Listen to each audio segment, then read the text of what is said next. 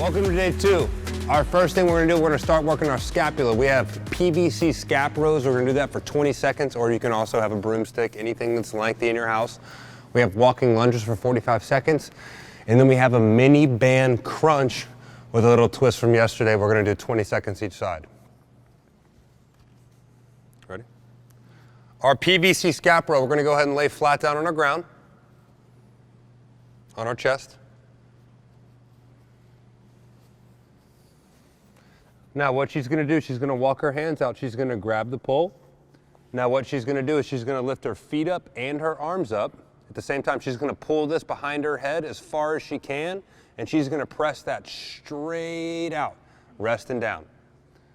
Another rep, contract, pull all the way down, press all the way out for height, and down.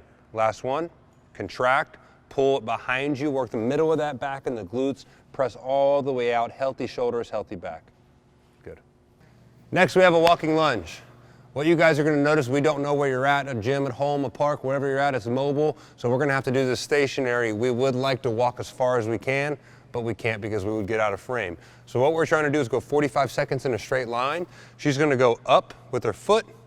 Now, what you see is her heel's here. She's gonna push through her heel into the ground, which she'll feel in her butt, quad, and hamstring. Down again, push through that heel, keep going. So you'll add a little bit of tempo to it. So turn around and go your normal pace of a walking lunge. Just show people, good, boom, boom, boom. 45 seconds, straight down a hallway. In a park, even better if you go up a hill, you're gonna feel it more in your glute. If you're lunging down a hill, smooth, like on concrete in your neighborhood, you're gonna feel more in your quad, for that deceleration as I go down the hill. Last but not least, we're gonna do our mini band core. It's our crunch. We're gonna lay flat on our back. Now, a little twist on yesterday is we're gonna have that band on the feet, but what you're gonna do is you're gonna drive one knee up into the air. You're gonna take the opposite arm, put it behind the head, and you're gonna be bringing all your air out, and you're gonna be touching this elbow to this knee. Back, this elbow to this knee. If you can tell, it's not an easy workout. You're trying to keep tension on the band going this way the whole time. And rest. Go ahead and switch. Can't get an imbalance here. Drive, good. Inhale, exhale, good job. Inhale, exhale, good job. We're working on that oblique. We're working on the rotation muscles of our body. Rest.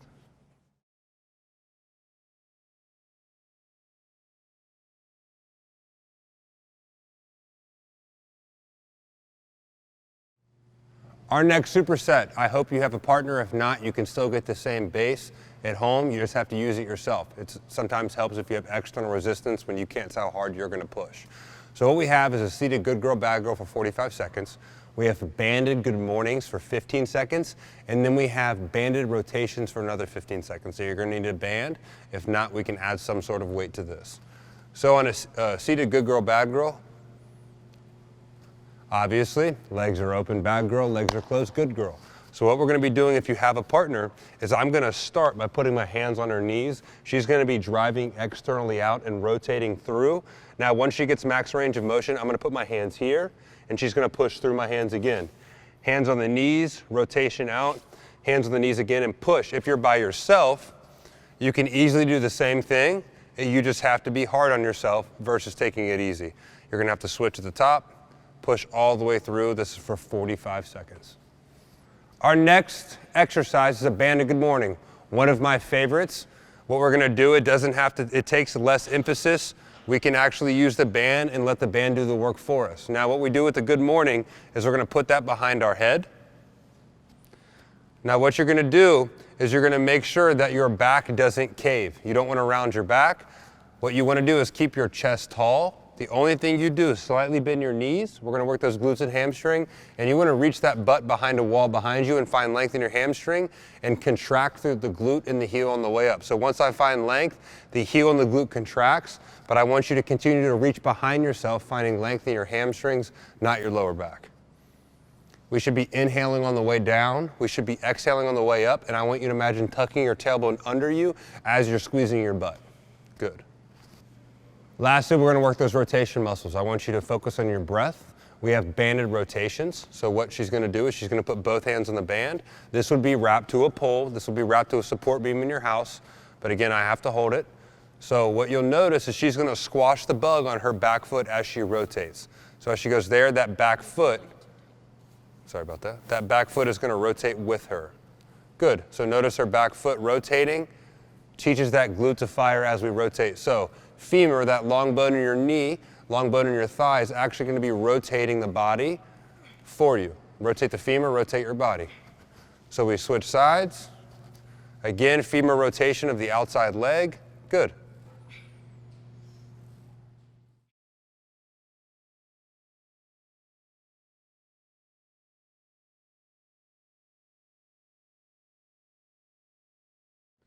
Our last tri-set on day 2.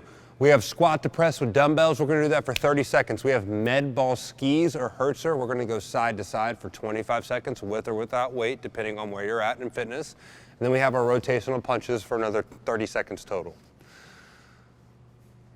Our first exercise, the dumbbell squat to press. What you're going to do is you can go ahead and go from the side. I'm going to put those dumbbells up on my shoulders. Now again, when we squat, if you need help, you can go ahead and grab that plate again to help your ankle range of motion. But you're going to reach with your butt behind you to sit in the chair. As you squat, you're going to press at the exact same time. Dumbbells go back down, squat, press, squat, press. Now she should be pushing the ground away from her into her glutes and reaching above her head with those dumbbells. Again, we have this for 30 seconds. Good. Our next, we have a med ball ski for 25 seconds. Now, if you can't do this yourself, you will be going with weight, or if you can't do this with weight, you can literally go side to side. If we're feeling more athletic and we have the capability, we're actually going to try to create more distance and height like my lovely wife will do. So what you can have is any kind of weight, a book, anything that adds a little external load. We're going to be going from side to side with that med ball, pushing through that pinky toe and pushing through those ab and adductors like we talked about earlier, that groin and that external part of that hip and the glute. Going side to side for 25 seconds. Good. Cardio time, pump up the music, pump up your heart rate. We're going to try to go as fast as we can. We have 15 rotational punches each side. So what you'll see is my wife goes forward, that opposite arm goes back, she squashes that bug, and she's going to add some tempo to it. Go. Boom. Boom. Using both arms, pushing as hard as I can, forward and fast. We're going to go 15 seconds each time. Good.